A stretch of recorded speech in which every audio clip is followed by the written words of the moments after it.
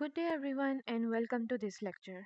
Today, we are going to discuss IAS 29 Financial Reporting in Hyperinflationary Economies, a very important accounting standard in the situation of extreme inflation. IAS 29 explains how companies should prepare their financial statements when inflation becomes so high that money rapidly loses its value. In such situations, normal accounting figures no longer represent reality. For example, in countries such as Zimbabwe or Venezuela, prices change so quickly that financial statements prepared last year or even last month can become meaningless today. You can see in 2026 forecast here Venezuela has highest inflation rate, that is 682.1%. Well, going toward its main concept, what is IAS 29? IAS 29 is an international accounting standard that applies when a company operates in a hyperinflationary economy. The purpose of this standard is to ensure that financial statements remain reliable, understandable, and comparable despite high inflation. For example, if a company bought land for 1 million units of a local currency 3 years ago, that amount may look large on paper, but today it may not reflect the real economic value of the land. Let me tell you first what's the meaning of hyperinflation. Hyperinflation occurs when prices rise very rapidly and continually, causing a sharp decline in the purchasing power of money. As inflation increases, people lose confidence in the local currency. In real life, you see people may rush to spend money immediately after receiving it or convert it into a stable foreign currency such as USD to protect its value. Okay, but how can we say that our economy is becoming hyperinflated? There are several indicators. Hmm. IS 29 does not define hyperinflation using a single rule. Instead, it provides several indicators. These indicators include people preferring assets over holding cash, prices being quoted in foreign currency, and cumulative inflation approaching or exceeding 100% over 3 years. For example, if an employee demands salaries linked to USD rather than local currency, it clearly indicates a hyperinflationary environment. Now going towards its implementing. When IAS 29 is applied, IAS 29 is applied when the functional currency of an entity belongs to a hyperinflationary economy. Once applied, the standard continue to be used until the economy is no longer hyperinflationary. For instance, a manufacturing company operating locally must apply IAS 29 if inflation significantly distorts its financial performance and position. But what would be its objective?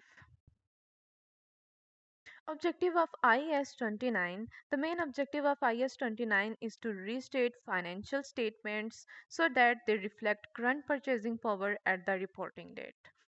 This ensures that profits shown in the financial statement represent real economic performance and are not simply inflated due to rising prices. In other words, IAS 29 helps separate real profit from inflationary gains. In our financial statement, there are monetary versus non monetary items. IAS 29 classify them as monetary item include cash, receivables and payables because their value is fixed in term of currency units. Non-monetary items include inventory, property, plant and equipment, and equity. For example, cash in hand is monetary item, while building owned by the company is non-monetary item. So, what would be their treatment? Treatment of monetary item. Under IAS 29, monetary items are not restated because they are already expressed in current currency units. However, holding monetary items during periods of high inflation leads to a loss of purchasing power, which must be recognized in profit or loss. For example, if a company holds cash for 1 year during hyperinflation, that cash will buy much less at the end of year. About the treatment of non-monetary item. Non-monetary items are restated using a general price index from the date they were acquired to the reporting date. This restatement ensures that non monetary assets are shown at values that reflect current purchasing power. For example, machinery purchased several years ago is restated so that its value reflects today's inflation adjusted price. So these non-monetary item reflects in financial statements. First discuss about the income statement treatment. All income and expense items are also restated using the price index from the date the transaction occurred. This ensures that income and expenses are measured in the same purchasing power units and can be meaningfully compared. For example, sales made in January are adjusted to reflect year-end purchasing power. Now, gonna tell you about the statement of financial position and purchasing power gain or loss.